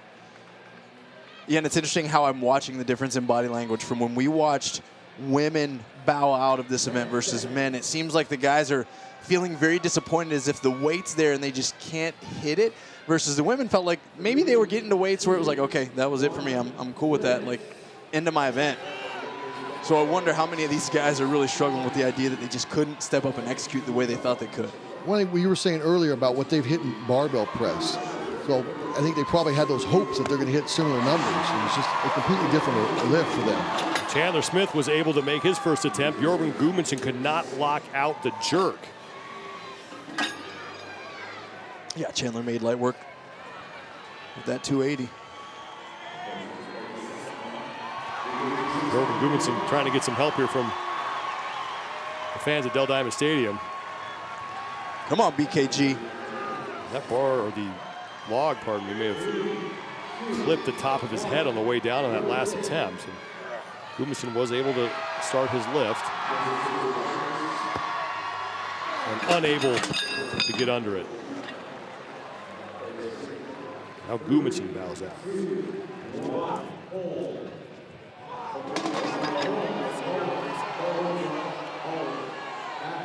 Roman Khrennikov was starting to lift. Didn't get the hold command, and they waved him back because, again, they want to make sure that they start everything on time. Khrennikov and Quant will be out next. It's tough when you're ready to rock and roll, man. Yeah, especially when you're that walking out to the implement, you're ready to go, and you get that callback, man. So just holding here to make sure that they fixed the log. Now this should be the last round where we have 4 men lifting at a time, because by my count we have 11 men who've been eliminated. You were saying earlier about how Roman being in third, he did very well in the sandbag in Madison. He took to it very well. I would expect with his explosive power, he would do well on this log as well. It might be big points for him.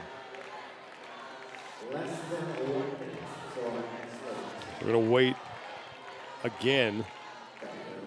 Now everything's been situated.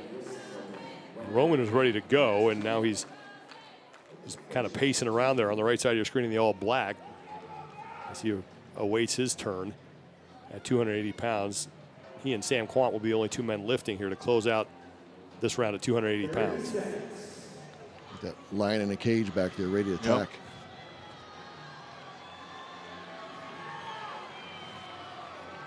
That pace is a familiar one. Anyone that's lined up and played a sport, right? Right before you take the line, right before the snap of the ball, right before the tip-off, right before the runners take your mark, whatever it might be. It's that anxious, excited pace that we really can't avoid.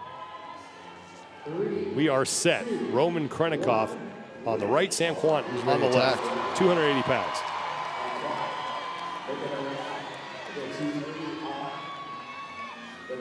Clean. Solid press. Khrennikov has it. Solid press. And Quant unable to win that fight. Roman really looks like he could go quite a few rounds into this. That looked really solid. He and Chandler Smith are talking things over, and a good chance we might see those 2 guys going head-to-head for the win here.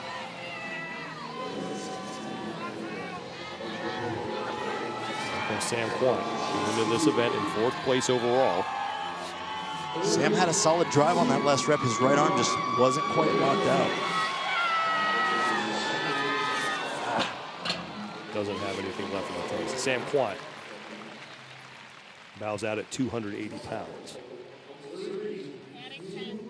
Let's take one more look at Roman Khrennikov, who continues to look pretty proficient with this thing. Sits down the lap. Nice tight in the crease of the hip. Rack. Huge press overhead. He's not spending a bunch of undue time right there in that front rack position. He gets it in good spot, hits the lift, keeps his time under tension low. Gets in that rack, tightens up, drives, and gets that thing locked out overhead without any kind of hiccup. It's going straight overhead, not wavering out. Notice he's wearing wrist straps to help to keep the wrists locked. Unofficially, here are the men who are still alive. Scott Tetlow, Tim Paulson, Jorge Fernandez, Nick Matthew, Heinrich Apolainen, Ricky Garrard, Chandler Smith, and Roman Khrennikov. It's unofficial, though. So we'll now move to 2 platforms. Athletes being briefed about what's going to be going on here. The weight increases to 290 pounds.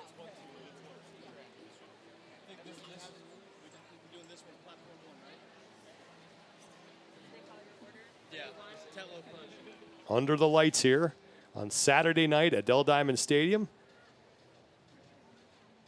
It's not hard on the eyes, Sean. It's a good place to be.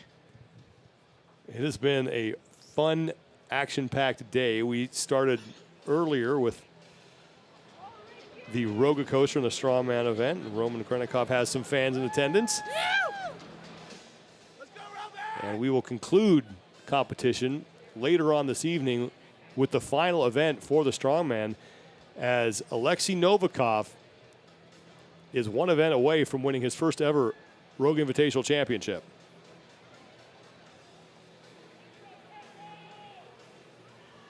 Scott Tetlow and Tim Paulson will be the first 2 men out. Their names highlighted in white on the left side of your screen. 290 pounds. We're now down to 2 platforms.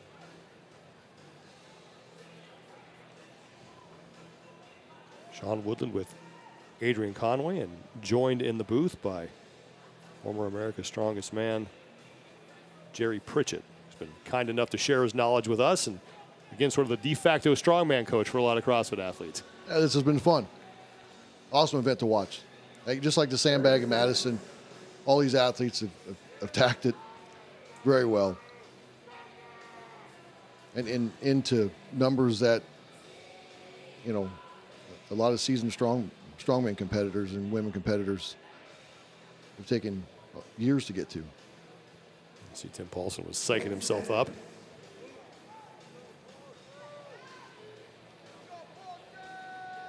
Final event of the day for the CrossFit athletes. They have 10 total here in this competition.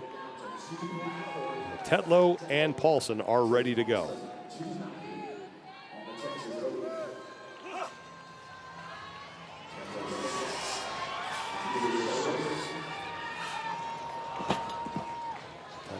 Press it. Paulson struggling with the clean, trying to fight through it.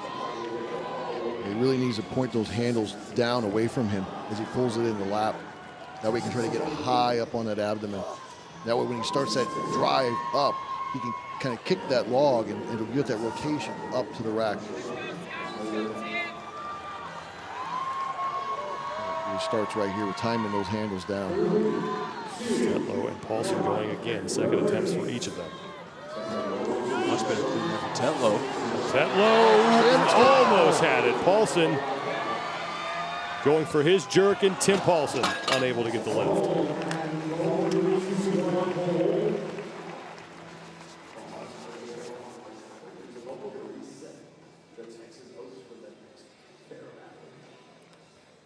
Once again, we'll hold for the next minute window as the equipment is adjusted. And this is why those crash pads are 12 foot long. It really does say a lot for the safety that Rogue puts in mind for this, because there's a lot of strongman competitions that only have maybe a 2 foot pad that the log is on, and really can be dangerous when the athlete starts kind of wandering with that log.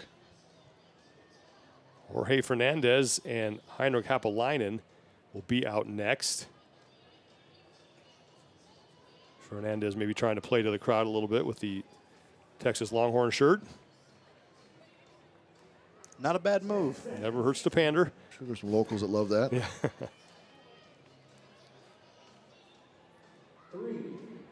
He is from Texas originally. Here comes Heinrich Happelainen and Jorge Fernandez.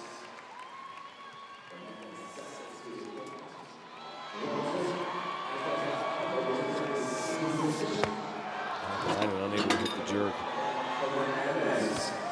Fernandez unable to make his lift. Yeah, we noticed both athletes just starting to get pulled forward by that weight, particularly in the dip. And from what you said, Jerry, it's like they could almost help themselves by having a cleaner clean, a more efficient clean to the shoulders, because then it establishes a better front rack position right out of the gate. Exactly. It sets up for a good press. It puts yourself in a good position and have a strong press.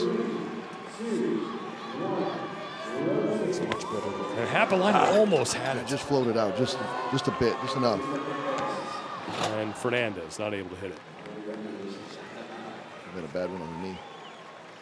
3, 2, 1, hold. Yeah, not only does it, the clean's set up for a good rack, but a proper clean will just take the least amount of energy of having to do that where they're just trying to yank it up and spending so much time trying to pull on it.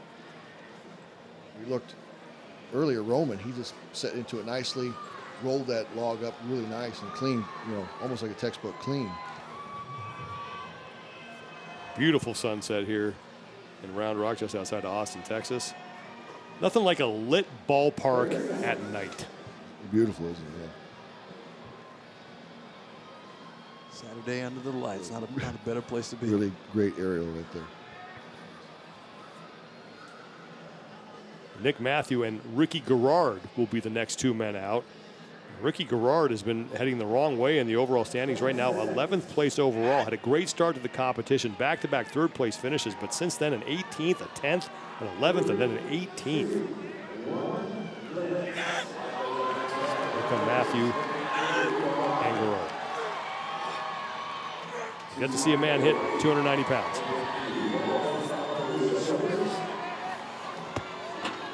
Matthew not able to make it. Garrard wasn't even able to clean it yet.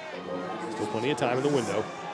Once he started coming out of the lap, you see how it really stretched him forward. Yep. You got to really get locked in that kind of like an upright row position as you just keep it up on your upper abdomen there. Garrard just trying to muscle. See how he starts coming up up and his elbows drop. The elbows really got to be like a high row, holding that log in position.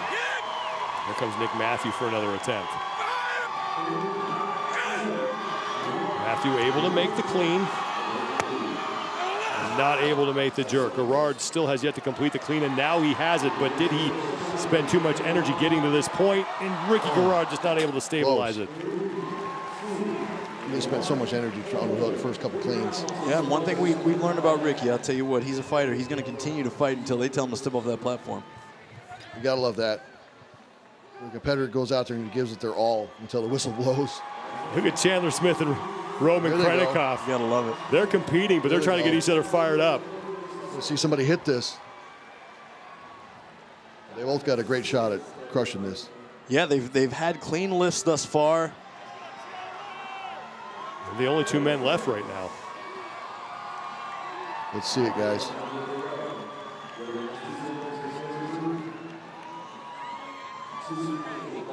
This is what you dream of as a competitor. The field dwindles. You're one of the last ones, if not the last one on the platform. This is what you train for, right? This is it. These moments right here. This is literally what fuels the slowest training days, man. When you feel the most beat up, this is it. This is what you visualize. This is it. The hardest days it was to get out of bed, make yourself train, and get through it. This moment right here, right now. Chandler Smith and Roman Khrennikov trying to become the first men to clear 290. Roman has it. Wow. Chandler Smith has it. And here we go. 300 pounds. You gotta love it. You gotta love it. The same hands up position that Chandler Smith gave the audience last year after, in not the prettiest way, getting through that clean and jerk. And now he made that look really smooth. Both of those were great. We will move to the center platform and the Texas Oak.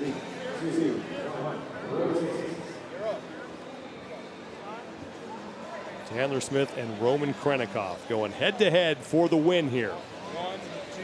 And this is big for Roman because, again, if he wins the event, he'll pick up 100 points. And Justin Medeiros went out early. If he finishes, Medeiros does lower than 13th, Roman Khrennikov is going to erase that 60-point deficit in one fell swoop. He's got to have this. I think he knows that. The look in his eye, he knows he has to have this. He wants this. Chandler Smith could also find himself maybe in the top 4. That's what awaits. 300-pound Texas Oak, that beautiful implement that was crafted by Steve Slater and his son Landon.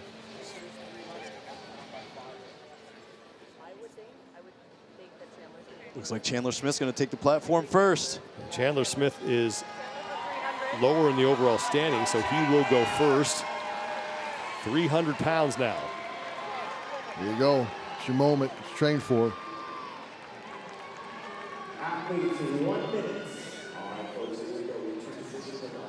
And just in case neither man is able to lift this log, Roman does have the tiebreak over Chandler.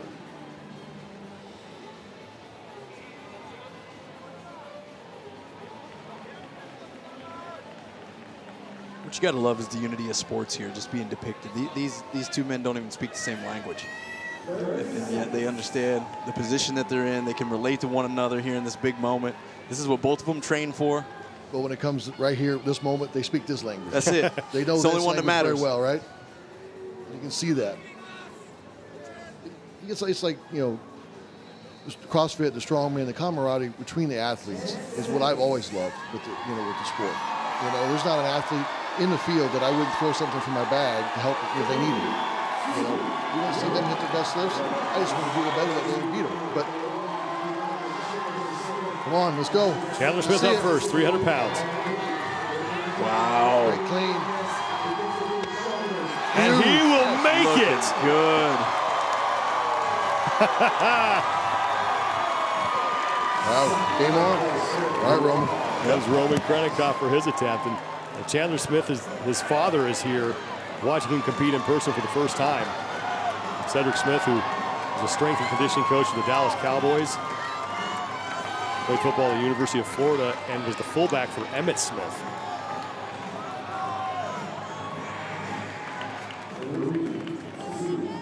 Roman knows what he has to do. Every lift up until this has been flawless, really, with Roman. We have waited for a long time to see this man compete in person in North America, and so far he has been worth the There wait. you go. Absolutely worth the wait. Crowd's behind him. Puts on a show every time. Khrennikov to tie Smith and move this thing to another round.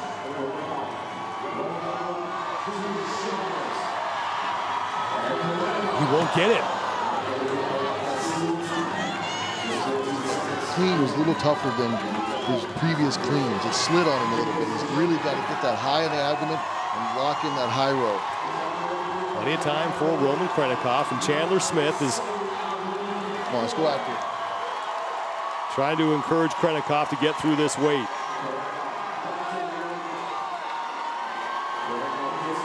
Go high row. Come on, the elbows high. And Roman just can't get under it. So Chandler Smith is going to win the event. Roman Khrennikov will finish in second place. And a great show put on by those two gentlemen. I want to see what he can do. Let's go another round. Let's throw a little weight on there. Yeah. Hey, Dani Speegle win another round when she didn't need to, Chandler. Come on. What a great event. The Texas Oak did not disappoint. Chandler Smith picks up his first event win of the competition, and he's gaining some momentum. He finished third in the Duel 2, and now another 100 points added to his total as he continues to climb up the overall standings with now 3 events left in the 2022 Rogue Invitational. This is what we came to see from Chandler. You know, we didn't get to see him this year at the CrossFit Games to showcase his fitness and his talents, and it's been a while since we saw him on the field. I know that he felt personally that he had to prove something to himself to be back out here with the elites in our sport, and now he's got to be really happy with his showing so far. And Chandler Smith is with Kiki Dixon. Congratulations on your event win, Chandler. You wanted to win, so did Roman, but you guys were exuding camaraderie. Talk to me about what happens here on the competition floor between athletes at the Rogue Invitational. What's awesome is that even though we're going against each other, we're just pushing each other to be the best versions that we can possibly be. So it's not me versus Roman, it's both of us versus the weights. I also want to clarify that I am not ashy, I just have chalk on my face, so please know that. Well, you're done for the day. I'm sure you can go home and get cleaned up. What was the biggest challenge with this Texas Oak? It looked like you had more in the tank. I was really lucky. I got to work with a couple really good strongmen. I got to work with Rob Kearney, who you guys have seen. He's awesome. And the Hatch brothers, Zach and Nick, helped me out. So they made it to where this was pretty familiar, and the weight moved well. It sure did. It was very exciting to watch. Congratulations. Thanks. Beat Navy.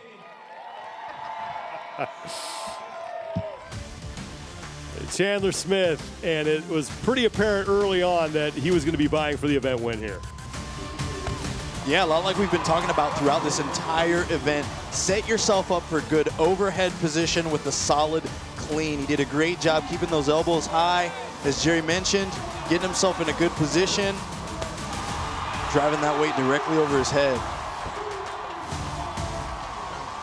And then finally, for the event win on the Texas Oak,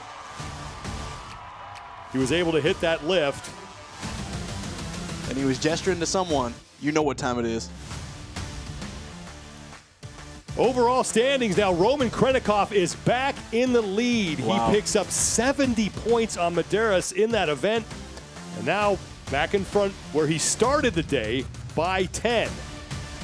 Pat Vellner now sits in third place, and Chandler Smith has moved from 7th all the way up to 4th place, just 5 points back of Patrick Vellner for a spot on the podium.